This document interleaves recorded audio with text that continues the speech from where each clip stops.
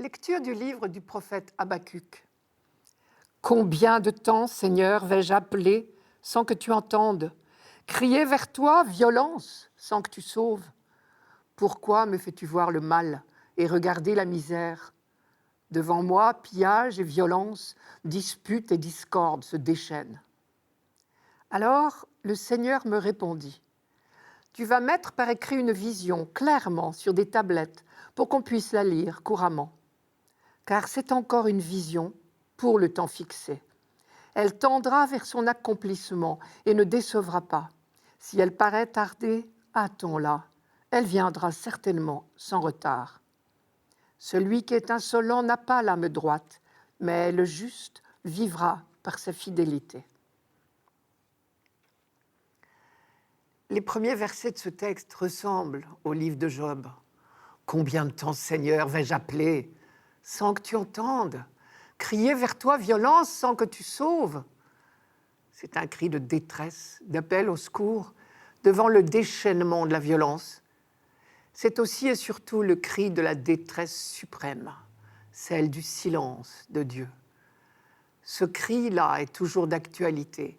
Et ici, comme dans le livre de Job, comme dans beaucoup de psaumes, la Bible ose dire des phrases presque impertinentes, où l'homme se permet de demander des comptes à Dieu.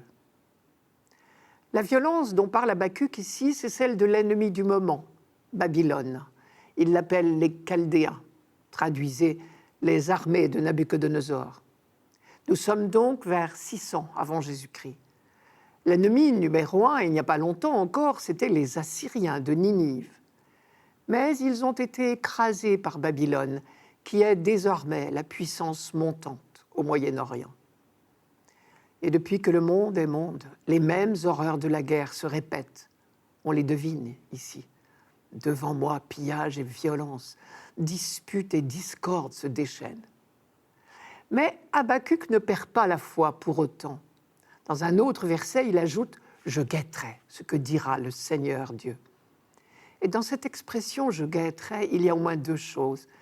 D'abord, c'est le guet du veilleur, assuré que l'aube viendra. C'est le thème du psaume 129, 130. « Mon âme attend le Seigneur, plus sûrement qu'un veilleur n'attend l'aurore. » Et ce verbe « attendre » veut dire attendre tout de lui. Dans la phrase « je guetterai ce que dira le Seigneur Dieu », la première chose, c'est donc la confiance.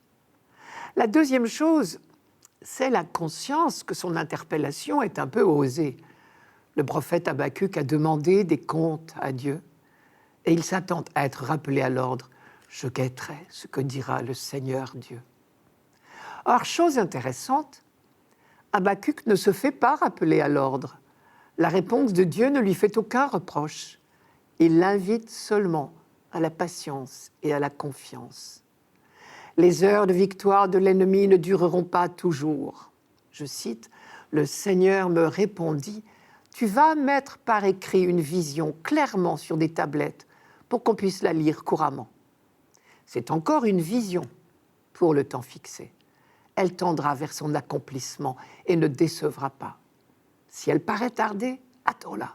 Elle viendra certainement sans retard. Pour l'instant, Habacuc ne décrit pas la vision elle-même. Ce sera l'objet du chapitre suivant. Mais on s'en doute déjà, il s'agit de la libération de ceux qui actuellement sont opprimés. Pour autant, Dieu n'a pas vraiment répondu à la question. Il n'a pas dit pourquoi, à certains moments, il semble devenu sourd à nos prières. Il a seulement réaffirmé une fois de plus qu'il ne nous abandonne jamais.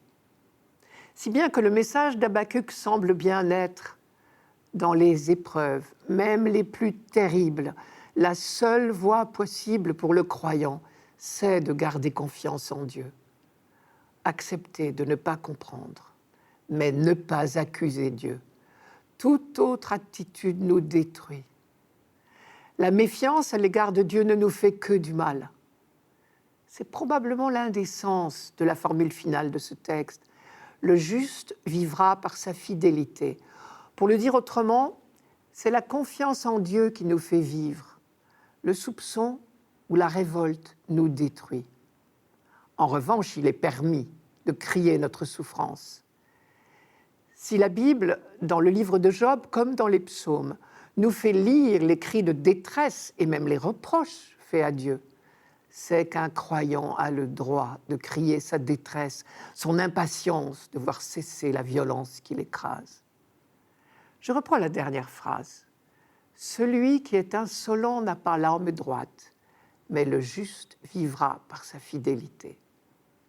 L'insolent, c'est Babylone, qui s'enorgueillit de ses conquêtes et qui croit fonder sur elle une prospérité durable.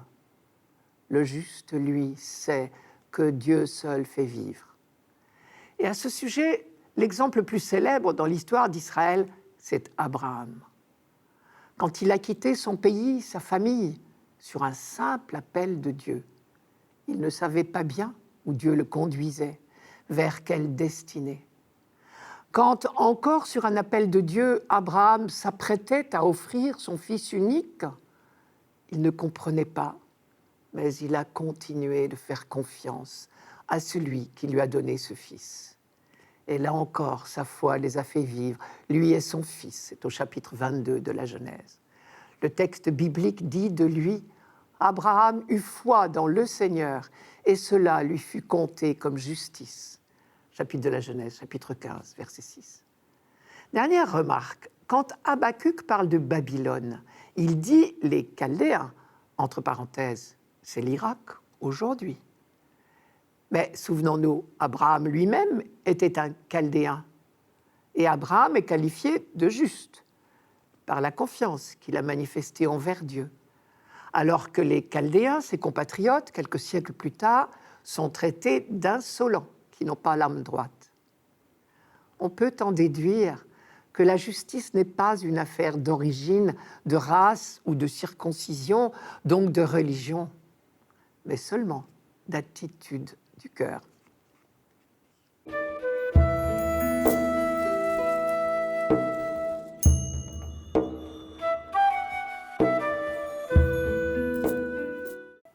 Psaume 94. Venez, crions de joie pour le Seigneur, acclamons notre rocher, notre salut. Allons jusqu'à lui en rendant grâce, par nos hymnes de fête, acclamons-le. Entrez, inclinez-vous, prosternez-vous, adorons le Seigneur qui nous a fait. Oui, il est notre Dieu, nous sommes le peuple qu'il conduit. Aujourd'hui, écouterez-vous sa parole.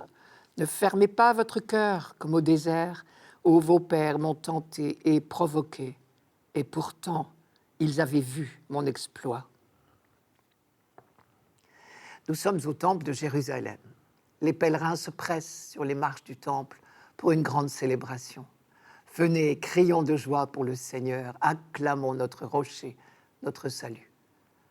Un mot français caractériserait bien ce psaume, le mot reconnaissance. Reconnaître Dieu, connaître qui il est, connaître ce que nous sommes.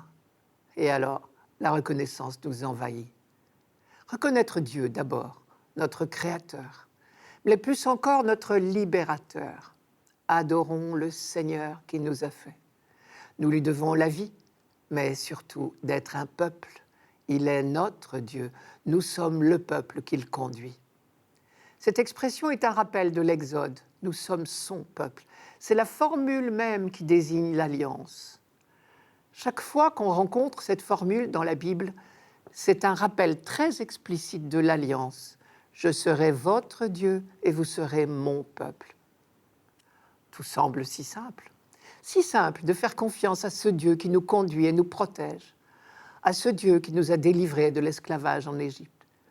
C'est si simple tant qu'il n'y a pas de problème. Mais quand viennent les épreuves, viennent les doutes. C'est dans l'épreuve, justement, que se vérifie notre confiance. Aujourd'hui, écouterez-vous sa parole ? C'est très exactement la question de confiance qui est posée. Écouter dans la Bible veut dire justement faire confiance. Aujourd'hui, écouterez-vous sa parole ? Cela veut dire aujourd'hui, lui ferez-vous confiance, quoi qu'il arrive ? Comme Abraham, n'oubliez pas que seule la confiance en Dieu vous fera vivre. Rappelez-vous la phrase d'Habakkuk dans la première lecture. « Le juste vivra par sa fidélité ». Écouter sa parole, c'est aussi le contraire de fermer son cœur, comme dit le psaume. Je reprends ce psaume. « Aujourd'hui, écouterez-vous sa parole ? Ne fermez pas votre cœur comme au désert, comme au jour de tentation et de défi. » Le texte hébreu dit comme à Mériba, comme au jour de Massa, où vos pères m'ont tenté et provoqué, et pourtant ils avaient vu mon exploit. Massa et Mériba, justement, en hébreu, cela veut dire tentation et provocation. Et là, le psaume rappelle un épisode très célèbre et honteux de l'histoire du peuple pendant l'exode dans le désert du Sinaï, après la sortie d'Égypte. L'exploit, c'est la sortie d'Égypte.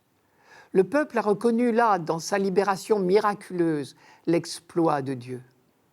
Mais à peine fini le cantique de la victoire, après la traversée de la mer, les difficultés de la vie au désert ont commencé.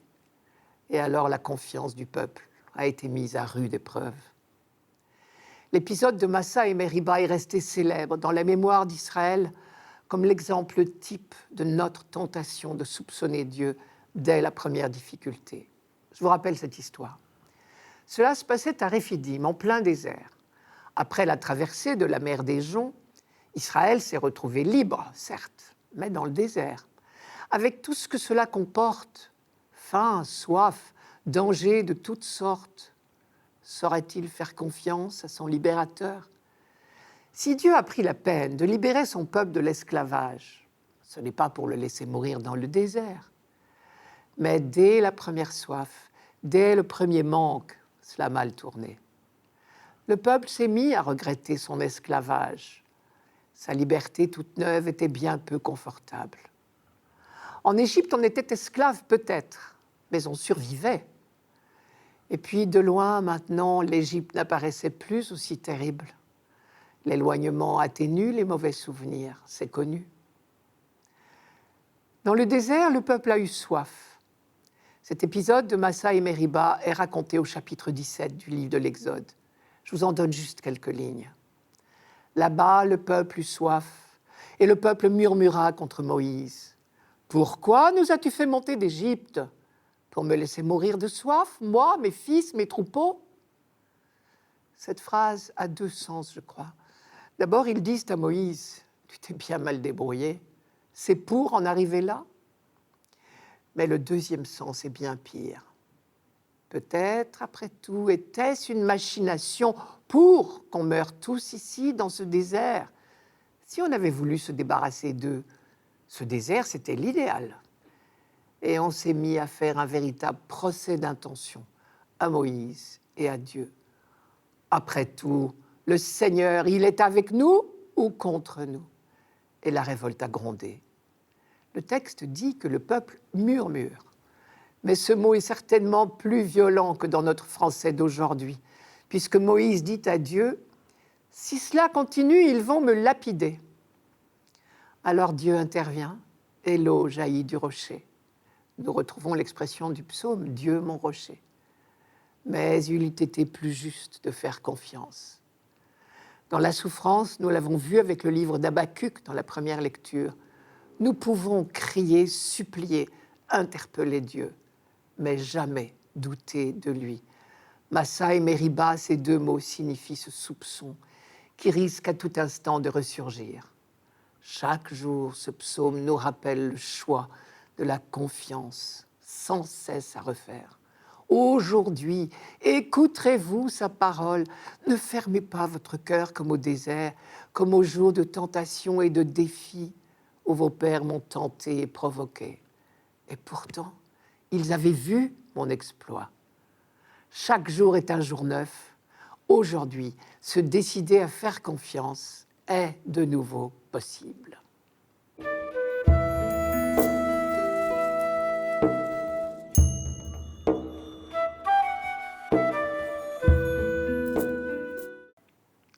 Lecture de la deuxième lettre de saint Paul apôtre à Timothée. Bien-aimé, je te le rappelle, ravive le don gratuit de Dieu, ce don qui est en toi depuis que je t'ai imposé les mains.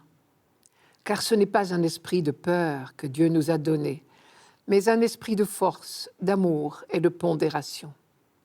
N'aie donc pas honte de rendre témoignage à notre Seigneur, et n'aie pas honte de moi qui suis son prisonnier.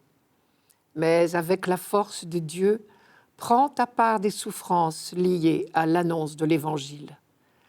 Tiens-toi au modèle donné par les paroles solides que tu m'as entendu prononcer dans la foi et dans l'amour qui est dans le Christ Jésus. Garde le dépôt de la foi dans toute sa beauté, avec l'aide de l'Esprit Saint qui habite en nous. Quand Paul écrit sa deuxième lettre à Timothée, il est en prison à Rome, peu avant son exécution. Il dit lui-même qu'il est enchaîné comme un malfaiteur, et il demande à Timothée de ne pas rougir de lui, comme d'autres l'ont fait. Il sait très bien qu'il n'en a plus pour longtemps, et il se sent très seul. Cette deuxième lettre à Timothée est donc une sorte de testament. Timothée va avoir à prendre la relève, et Paul lui fait des recommandations dans ce sens. La première recommandation est peut-être la plus importante. Ravive le don gratuit de Dieu. Ce don de Dieu, si je lis la suite du texte, c'est bien évidemment l'Esprit Saint. Car ce n'est pas un esprit de peur que Dieu nous a donné, dit Paul, mais un esprit de force, d'amour et de pondération. Et visiblement, Timothée va avoir besoin de tout cela. Paul, enchaîné pour l'Évangile, ne le sait que trop bien. Ce don de l'Esprit, Timothée l'a reçu par l'imposition des mains. Les mots confirmation et ordination n'existaient pas encore. Mais on sait que dès le début de l'Église, le geste de l'imposition des mains signifiait le don de l'Esprit. Formule étonnante, ravive le don gratuit de Dieu. C'est donc que les dons de Dieu peuvent dormir en nous. Ailleurs, Paul dit « n'éteignez pas l'Esprit ». Là encore, nous pouvons entendre un message très encourageant. Nous portons en nous le feu de l'Esprit. Et même si nous avons l'air de l'avoir plus ou moins recouvert de cendre, il est encore en nous, il couve sous la cendre. Rien ne peut l'éteindre. On a là un écho au mot « aujourd'hui » que nous avons entendu dans le psaume 94. Chaque jour est un jour neuf où nous pouvons laisser jaillir en nous l'Esprit que nous avons reçu. Chaque jour, nous pouvons ranimer, raviver la flamme. Cet esprit, comme dit Paul, n'est pas un esprit de peur, mais un esprit de force, d'amour, de maîtrise de soi, si je prends la traduction œcuménique de la Bible. Ce n'est donc pas en nous qu'il faut chercher force, amour et maîtrise de soi. C'est dans cette source inépuisable que Dieu a installée au plus intime de nous-mêmes au jour de notre baptême. Timothée, le premier, qui passait pour bien jeune et bien chétif, a su déployer des trésors de foi et de persévérance en puisant dans cette source de l'Esprit. D'ailleurs, si on poursuit la lecture un peu plus loin, Paul dit « Avec la force de Dieu, prends ta part des souffrances liées à l'annonce de l'Évangile. » Ces souffrances dont il parle, c'est la persécution inévitable. Mais Paul ne dit pas « rassemble tes forces ». Il dit « avec la force de Dieu ». La deuxième recommandation, c'est donc d'accepter les risques du témoignage. Nous en savons quelque chose aujourd'hui. Dans une société souvent éloignée des valeurs chrétiennes, il faut du courage pour oser affronter la pensée commune au nom de notre baptême. Un peu plus loin, nous retrouvons un thème cher à Paul, celui de la transmission de la foi. Paul a transmis à Timothée ce dépôt précieux que Timothée doit transmettre à son tour, et ainsi de suite. Garde le dépôt de la foi dans toute sa beauté, avec l'aide de l'Esprit Saint qui habite en nous. Ailleurs, dans sa première lettre aux Corinthiens, Paul écrivait « Je vous ai transmis ce que j'ai moi-même reçu ». Si nous avons ce bonheur d'appartenir à l'Église aujourd'hui, c'est parce que depuis 2000 ans, des chrétiens, connus et inconnus, ont eu à cœur de transmettre ce précieux héritage. Cela fait penser à une course de relais dans laquelle les coureurs se transmettent un objet témoin, à ceci près que cet objet, justement, est inchangé d'un bout à l'autre de la course. Alors que le dépôt de la foi, lui, s'exprime inévitablement dans des termes différents au long des siècles. Car la foi n'est pas un objet, justement, un objet bien ficelé, bien emballé, auquel personne ne pourrait toucher. Parce qu'il s'agit du mystère de Dieu, nous ne pourrons jamais l'exprimer parfaitement, clairement. Nous pouvons seulement balbutier, le moins infidèlement possible. Et Paul rappelle donc à Timothée l'enseignement solide qu'il lui a donné, à charge pour Timothée de le transmettre à son tour. Mais solidité ici ne veut pas dire rigidité. Être fidèle à la foi reçue commande au contraire de l'approfondir sans cesse et parfois de la reformuler au fur et à mesure que l'Esprit Saint conduit l'Église vers la vérité tout entière, selon l'expression de Jésus lui-même dans l'Évangile de Jean.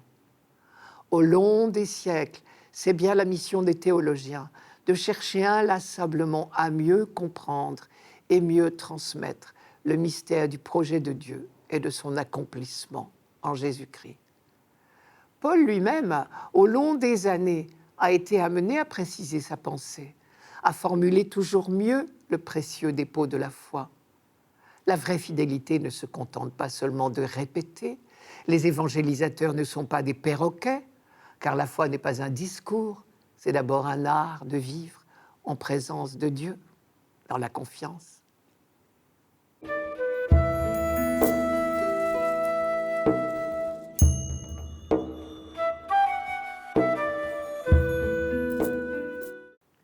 Évangile de Jésus-Christ selon saint Luc. En ce temps-là, les apôtres dirent au Seigneur, « Augmente en nous la foi. » Le Seigneur répondit, « Si vous aviez de la foi, gros comme une graine de moutarde, vous auriez dit à l'arbre que voici, déracine-toi et va te planter dans la mer, et il vous aurait obéi. Lequel d'entre vous, quand son serviteur aura labouré ou gardé les bêtes, lui dira à son retour des champs, « Viens vite prendre place à table » Ne lui dira-t-il pas plutôt « Prépare-moi à dîner, mets-toi en tenue pour me servir, le temps que je mange et boive, ensuite tu mangeras et boiras à ton tour. » Va-t-il être reconnaissant vers ce serviteur d'avoir exécuté ses ordres? De même, vous aussi, quand vous aurez exécuté tout ce qui vous a été ordonné, dites « Nous sommes de simples serviteurs, nous n'avons fait que notre devoir. » Il y a deux parties dans ce texte, il me semble. Première partie, un dialogue entre Jésus et ses apôtres sur la foi. Avec cette formule un peu terrible de Jésus. Si vous aviez de la foi gros comme une graine de moutarde, vous auriez dit à l'arbre que voici, déracine-toi, va te planter dans la mer, et il vous aurait obéi. Deuxième partie, une sorte de parabole sur le serviteur. Et elle encore se termine par une formule très forte de Jésus. Quand vous aurez exécuté tout ce qui vous a été ordonné, dites « Nous sommes de simples serviteurs, nous n'avons fait que notre devoir. » Pour commencer, il faut se répéter que Jésus ne cherche certainement pas à nous décourager. Et que d'autre part, si ces versets se suivent d'aussi près, sans aucune coupure dans l'évangile de Luc, c'est qu'il y a un lien entre les deux. Reprenons le texte au début. Les apôtres dirent au Seigneur, le mot « apôtre » signifie « envoyé ». C'est donc un dialogue entre le Christ et ses envoyés. Cela veut dire que cette phrase de Jésus concerne les activités d'évangélisation. Les apôtres, les envoyés, disent à celui qui les envoie « augmente en nous la foi ». Cette prière, c'est la nôtre, bien souvent, quand nous prenons conscience de notre faiblesse, de notre impuissance, et qu'il nous semble que si nous étions plus riches de foi, nous serions plus efficaces. Dans son langage à lui, Jésus répond qu'il ne s'agit pas de chercher à évaluer notre foi. Le problème n'est pas là. Il s'agit de compter sur la puissance de Dieu. C'est lui qui agit, ce n'est pas notre foi, petite ou grande. Et Jésus accentue volontairement le paradoxe. La graine de moutarde était considérée comme la plus petite de toutes les graines. Et le grand arbre dont il parle en grec, un sycomore, était réputé indéracinable. La phrase de Jésus veut donc dire « Pas besoin d'avoir beaucoup de foi, rien qu'une graine de moutarde minuscule suffirait pour faire des choses apparemment impossibles. » On peut traduire « Quand vous agissez au nom de l'Évangile, souvenez-vous que rien n'est impossible à Dieu. » On connaît le slogan « Le mot impossible n'est pas français ». Après cette lecture d'aujourd'hui, il faudrait plutôt dire « Impossible n'est pas chrétien ». Concrètement, cela veut dire que rien ne doit nous décourager, qu'aucune situation n'est définitivement perdue, et donc qu'il n'est pas question de rendre notre tablier, ce qui nous amène tout droit à la parabole du serviteur.